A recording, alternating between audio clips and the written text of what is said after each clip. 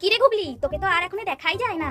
কাল তো জেঠু বলছিল গুবলি আগে রোজ একবার করে আমাদের বাড়িতে আসতো, আর এখন গুবলির তো কোনো পাত্তাই নেই। তোমরা কি চাও রোজ আমাদের বাড়ি, যে আমি রোজ তোমাদের বাড়িতে আসবো? আয় ভেতরে এসে বস। না, এখনই যেতে পারবো না।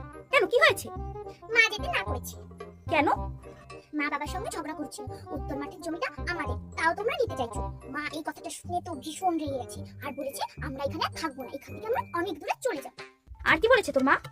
আগের দিন বাড়িতে করে মাংস পাঠিয়েছিলে, সেই মাংসটাও মা কাউকে খেতে দেয়নি, বলেছে তো জেঠিমা এর মধ্যে বিষ মিশিয়ে পাঠিয়েছে। তারপর? তারপরে তারপর সেই পুরো মাংসটা মা ডাস্টবিনে ফেলে দিয়েছে। এ বাবা! এসব তুমি আবার যেন মাকে বলতে চাই না। ঠিক আছে, আমি এখনই যাই। দাঁড়া, তোর জন্য মিষ্টি রেখেছি, খেয়ে তারপরে যাবি।